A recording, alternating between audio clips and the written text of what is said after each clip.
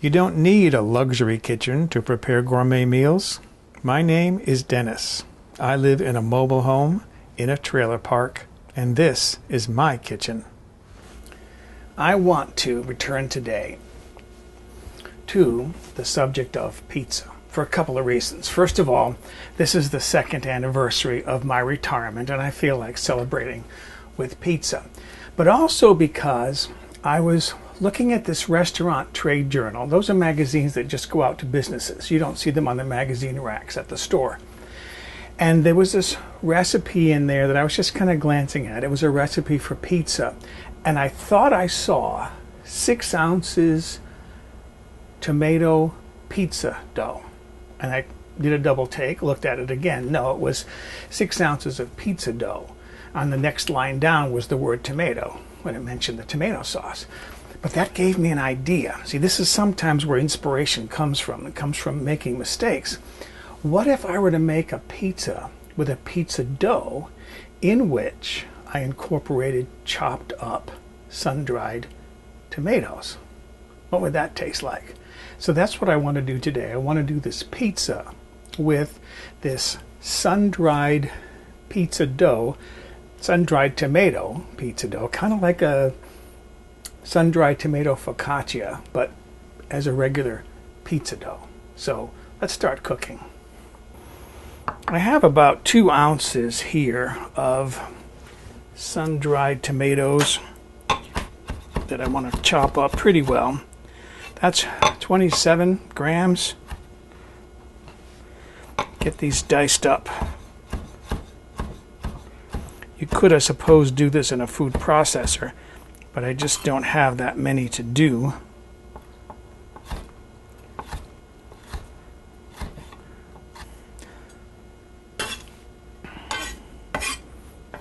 Alright, that looks good.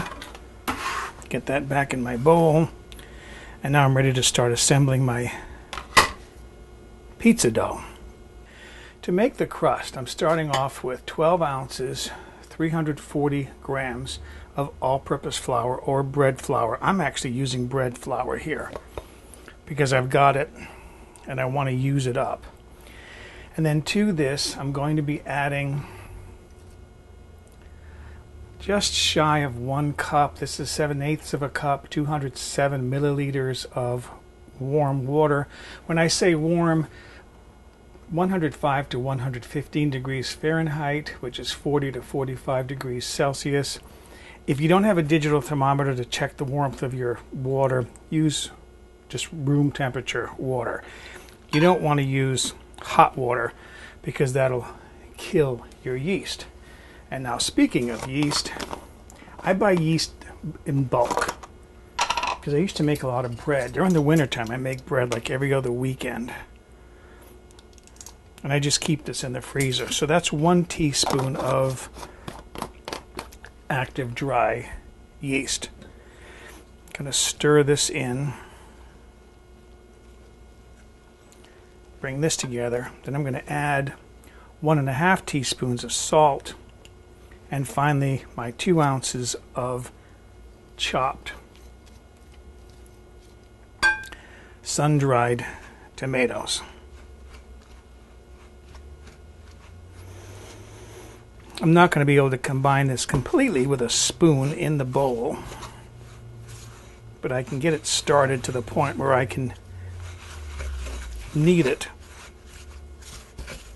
on the counter. And that looks dry enough to knead. So I'm going to move this onto my counter.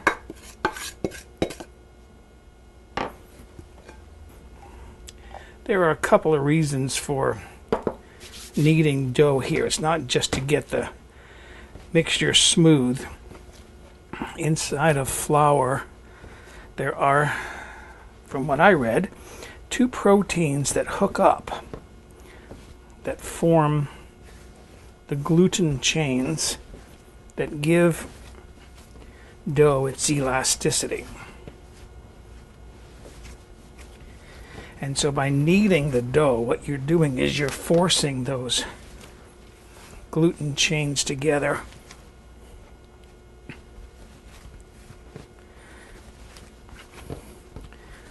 so that your dough will be smooth and elastic.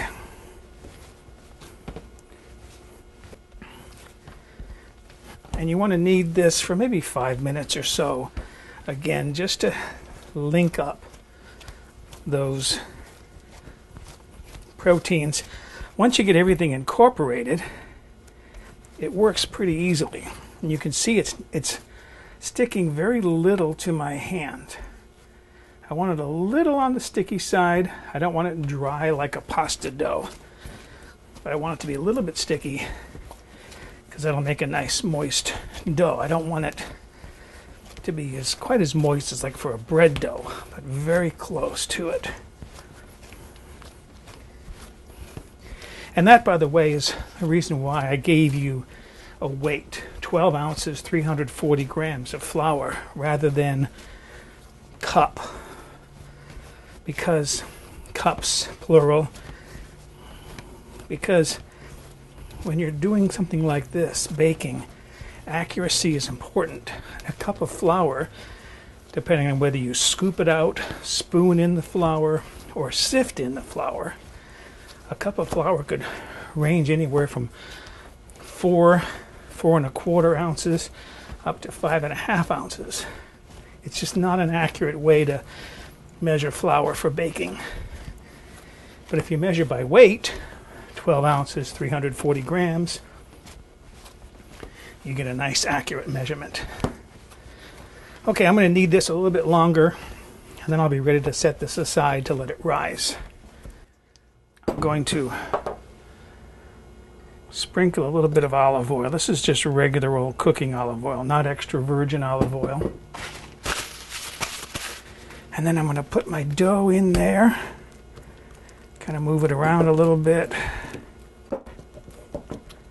Press that into the bottom. Wipe my hands. And I'm going to put a cover on this. This is a silicone cover. And I'm going to put this in a warm place and let this rise for 45 minutes to an hour. I want to see that dough pretty much doubled in bulk. While my dough is rising, I'm going to start doing all the prep work for the ingredients for my pizza. This is where I see a lot of people going wrong, if you will. For a really good pizza, you need to do a lot of prep work of the ingredients. I watched some TV show where someone was making pizza by basically just opening jars and pouring stuff onto dough and then baking it. I like to do a lot of prep work, get my ingredients ready, and then I get a really well-flavored pizza. So I'm going to start first by making my marinara sauce, but I'm going to make my cheddar sauce. I'll show you that.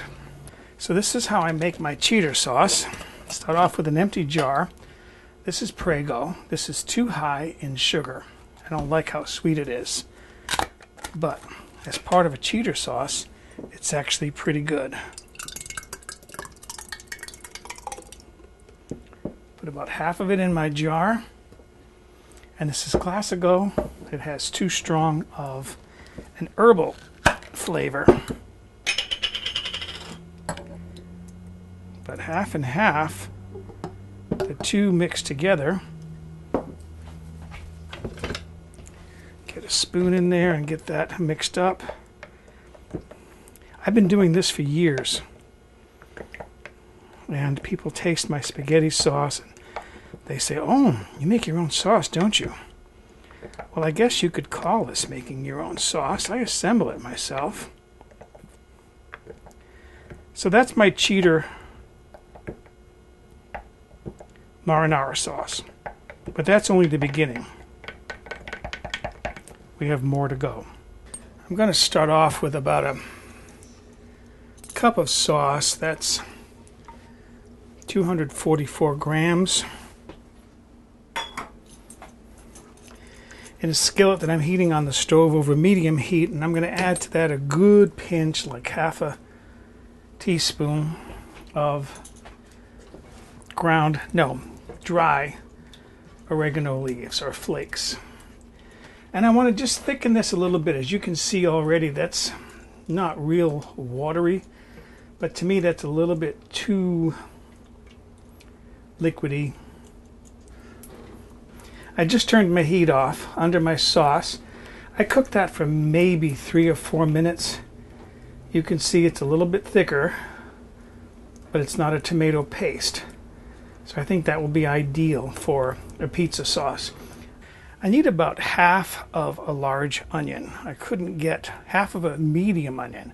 A medium onion is about 3.5 ounces or 100 grams. They didn't have medium onions in the store. They just had large ones. This is nearly 12 ounces. So I'm going to use half of this, and I'm going to cook up half. I'll save that half for later. And I'm only going to use part of the onions for my pizza. I'm going to save the rest of the cooked onions because I'm going to make a dish later this week that's going to require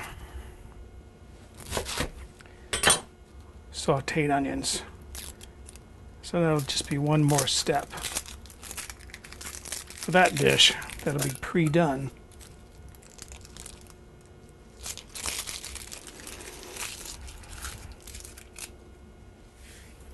Okay.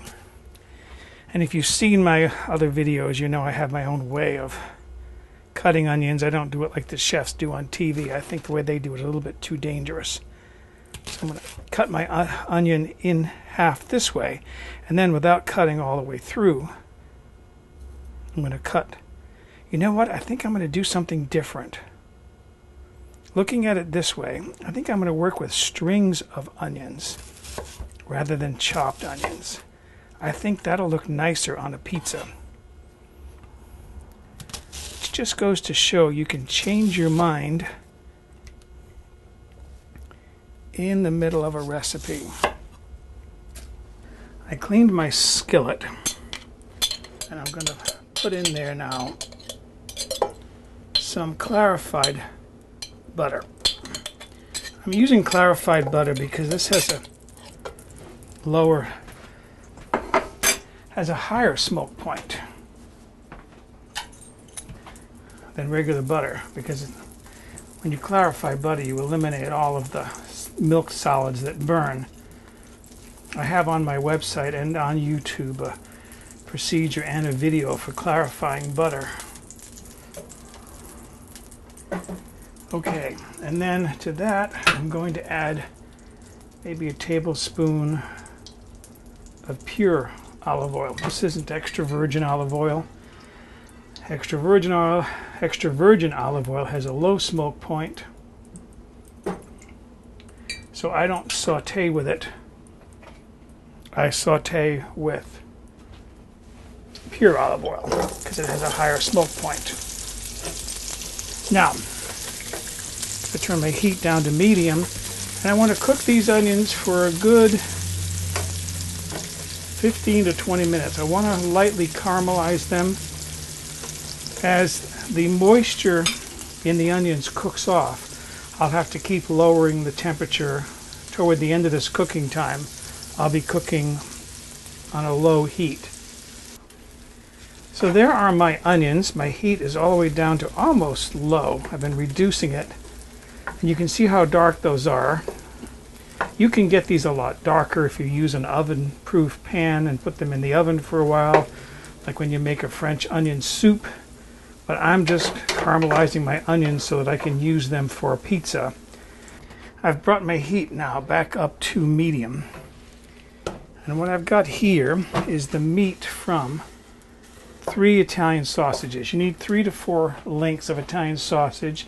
This line that you see here is where I cut through the sausage, cut through the casing to remove the casing from the sausage, because I want just the meat. And you need about 12 ounces or 340 grams of Italian sausage meat. And I'm just going to cook this sausage meat until it's cooked. I don't need to brown it, I just need to cook it all the way through. While my sausage meat is cooking, I'm going to slice up my mushrooms, depending upon how big they are. And these are big creminis. You need about 3 to 6 cremini or white button mushrooms. That's about 4 ounces total, 113 grams. I looked for small button mushrooms, but they didn't have them in the store. But that's okay. When these are fried up, sauteed, they look really nice for my pizza. Okay, so there are my mushrooms now, ready to saute. As soon as my Italian sausage is done, I'll transfer these to the pan to cook. So now there is my Italian sausage. I'm going to turn my heat off. I finished cooking this on low, and I kept working with these pieces, kept breaking them up like so. So I broke them up into fairly small chunks. I don't want big chunks of Italian sausage on my pizza. So now I'm going to transfer these to a bowl, and then I can start sauteing my mushrooms. I brought my heat back up to medium, medium-high. There go my mushrooms in there. And these are going to absorb all that fat that's in the pan. So this will pick up some of the flavor from the onions, some of the flavor from the Italian sausage. These will cook fairly quickly. It only takes a couple of minutes, 3 minutes maybe, to saute these mushrooms. So there are my mushrooms. Those are now lightly cooked. They're just tender. So now I'm going to transfer those to a bowl. I have finished all the sauteing that I need to do. The last two things I need to do is to prepare my mozzarella cheese and my pepperoni. But in the meantime, I have been heating my oven up to 450 degrees Fahrenheit. That's 232 degrees Celsius. With a pizza stone in the oven. Some people like to use a higher temperature when they're baking pizza. I find that those temperatures work fine for me. It takes about an hour to heat up that pizza stone, at least an hour. I don't have a good cheese shredder with large holes in it. So I've decided I want to experiment with my mandolin. I've had this for quite a while. I rarely ever use it. I did read somewhere that a mandolin is a musical instrument, but a mandolin is one of these. I don't know how true that is, but there you are. That's somebody's opinion. This is kind of a safety device for keeping your fingers away from the blades, because these blades are really sharp. And let's see how well this works. That's giving me a fine shred. I'm going to try raising that up a little bit more.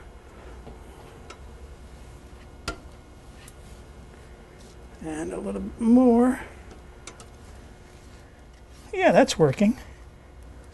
What I'm doing here is I'm putting my pepperoni on paper towels. I'm going to put this in the microwave. Pepperoni has an awful lot of fat in it. And if you've ever eaten pepperoni pizza at a pizza restaurant, a pizzeria, and you've seen pools of orange fat pooling on top of your pizza, it's from the pepperoni. So what I do is I microwave it for 1 minute on high on paper towels, and that rends a lot of the fat. The paper towels absorb it, and I get rid of a lot of that fat before I put it on my pizza. A thought occurred to me while I was doing my pepperoni. I have some of these sun-dried, oil-cured, imported Italian olives that I bought to make olive and basil pesto. And I thought I should put some of these on my pizza. They do have the pit inside, so I have to pull those out, and then I can just chop these up. As far as how many to use, I don't know, because I've never done this before. Usually I just buy canned olives, but the whole point of my doing this video is to not just open a can and use something from a can or a jar or a bottle. Okay, so there are my olives now. Those are all nicely chopped up. Put those in a bowl. And then my pepperoni now is ready to come out of the microwave. I want you to see what that looks like. So there is my pepperoni. I can start gathering this up and see all that orange fat. I mean, this is still shiny with a little bit of fat on it, but that's fine. A little bit's not going to hurt anything. But look at that. It soaks clear through. That's all fat. I'm going to toss this in the trash, and my microwaved pepperoni is now ready to use. So here is my pizza dough. You can see how nicely that has risen. I'm going to punch this down, move it onto my counter, get some of this oil off my fingers, and I've got a flour duster here. And I'm going to shape my pizza crust. Now, that's the first rise. This has to rise again. It's got a wonderful color to it and a wonderful texture because of those sun-dried tomatoes. It's also got a wonderful feel to it. This is the size that I'm aiming for. This is my pizza peel. I'm going to go a little bit larger.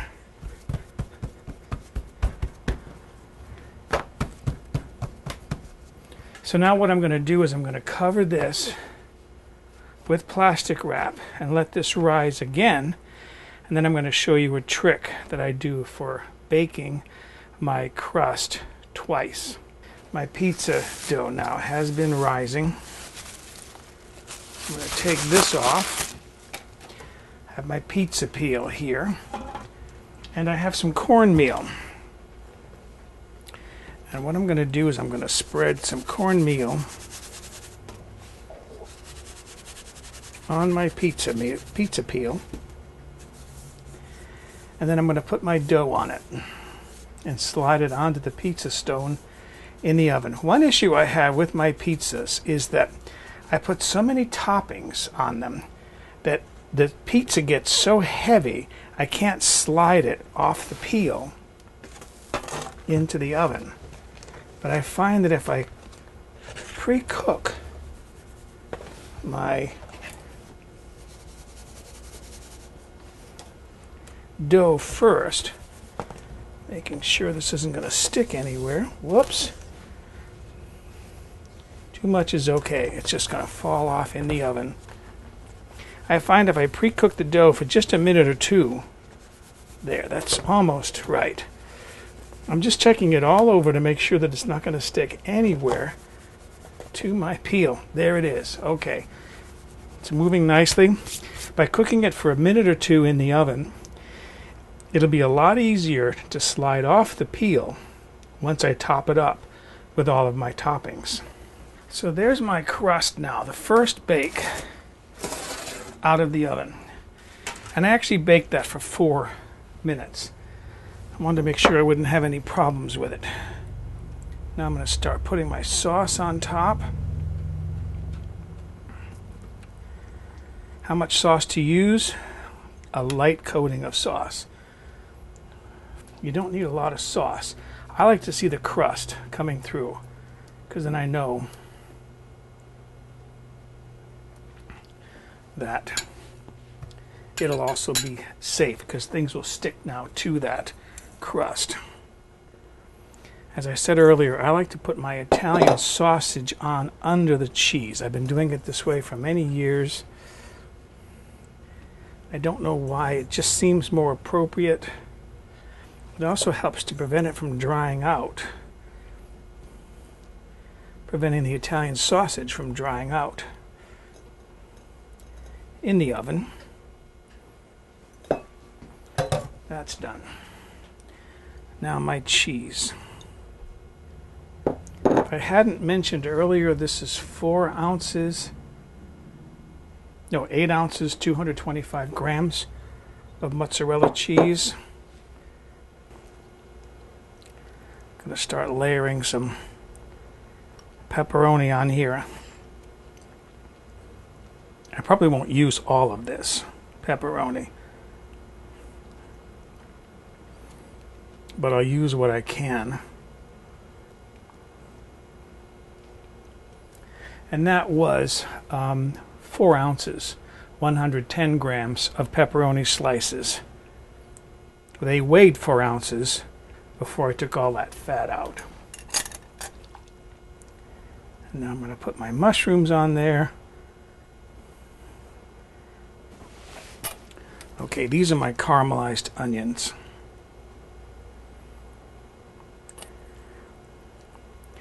I don't want to put a lot of this on, but I think caramelized onions just taste really good on a pizza. These are those olives that I chopped up. I'm going to go very light on these olives because I know they're strong and salty. I'm not going to use the rest of those. Next, I want to season this with oregano. So this is regular leaf oregano. I'm going to put my fingers over the end and kind of just leave a little bit of a slot so that I can sprinkle oregano out through my fingers.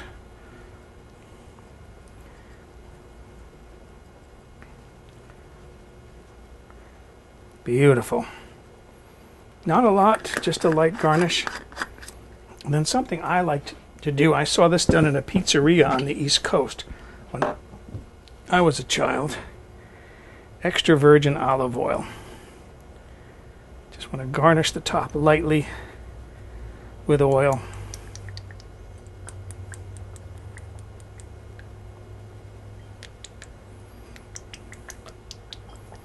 And that's it. And once again, dust my pizza peel with cornmeal.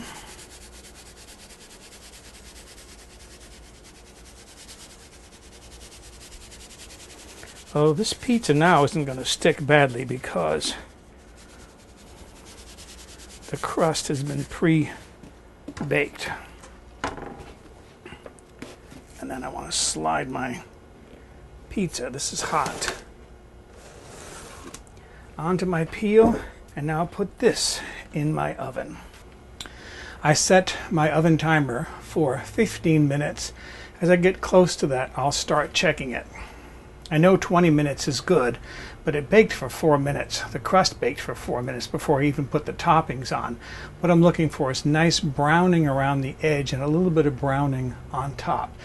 I'm seeing the kind of browning that I like on top. This has been in the oven now for 13 minutes, not the full 20 or 15. I'm getting just a little bit of browning on top. I'm putting this on a cooling rack because I want this to cool a little bit, maybe 10 or 15 minutes. I want that cheese to set up so that at that point, to me, it's ready to eat. I'm ready now to cut into my pizza. I've given it a chance to cool a little bit.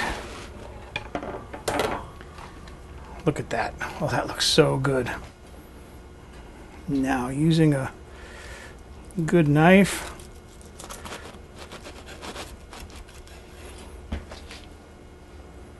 oh gosh, that looks so good. Now, I want to see what that crust looks like. You can see the tomato in that crust. The last step is to see what this tastes like. It looks great. I have no idea how this is going to taste compared to my other pizza.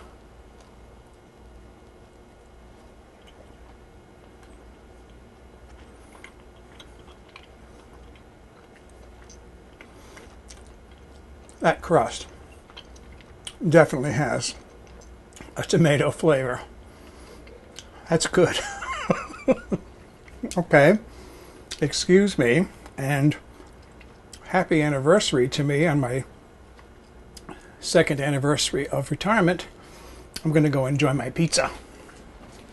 For a printable PDF copy of this recipe with step-by-step photographs, visit the White Trash Cooking website and look on the home page or in the recipe archive.